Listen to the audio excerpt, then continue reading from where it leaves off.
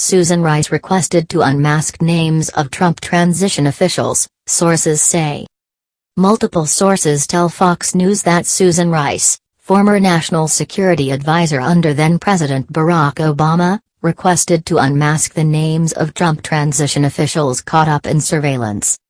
The unmasked names, of people associated with Donald Trump, were then sent to all those at the National Security Council, some at the Defense Department, then Director of National Intelligence James Clapper and then CIA Director John Brennan, essentially, the officials at the top, including former Rice Deputy Ben Rhodes. The names were part of incidental electronic surveillance of candidate and President-elect Trump and people close to him, including family members, for up to a year before he took office. It was not clear how Rice knew to ask for the names to be unmasked, but the question was being posed by the sources late Monday.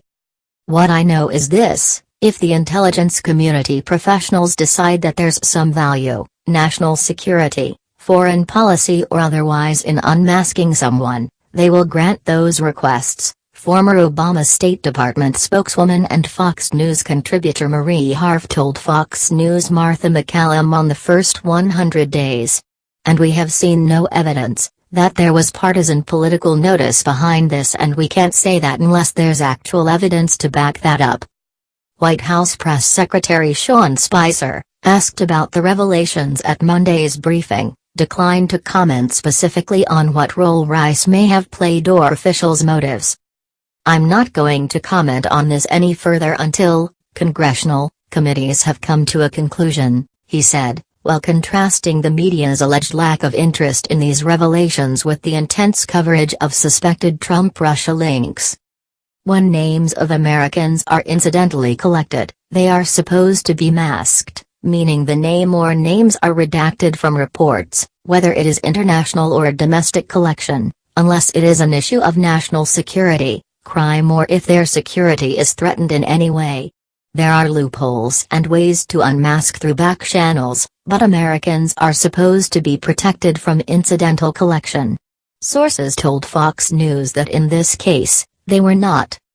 This comes in the wake of Evelyn Farkas' television interview last month, in which the former Obama Deputy Secretary of Defense said in part, "I was urging my former colleagues and, frankly speaking, the people on the Hill, it was more actually aimed at telling the Hill people, get as much information as you can, get as much intelligence as you can, before President Obama leaves the administration." Meanwhile, Fox News also is told that House Intelligence Committee Chairman Devin Nunes knew about unmasking and leaking back in January, well before President Trump's tweet in March alleging wiretapping. Nunes has faced criticism from Democrats for viewing pertinent documents on White House grounds and announcing their contents to the press. But sources said the intelligence agencies slow-rolled Nunes. He could have seen the logs at other places besides the White House SIF, secure facility, but it had already been a few weeks. So he went to the White House because he could protect his sources and he could get to the logs. As the Obama administration left office, it also approved new rules that gave the NSA much broader powers by relaxing the rules about sharing intercepted personal communications and the ability to share those with 16 other intelligence agencies. Rice is no stranger to controversy.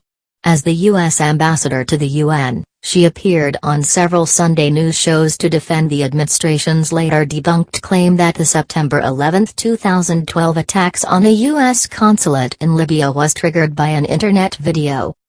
Rice also told ABC News in 2014 that Army Sergeant Bo Bergdahl served the United States with honor and distinction and that he wasn't simply a hostage. He was an American prisoner of war captured on the battlefield. Bergdahl is currently facing court-martial on charges of desertion and misbehavior before the enemy for allegedly walking off his post in Afghanistan. Adam Housley joined Fox News Channel, FNC, in 2001 and currently serves as a Los Angeles-based senior correspondent.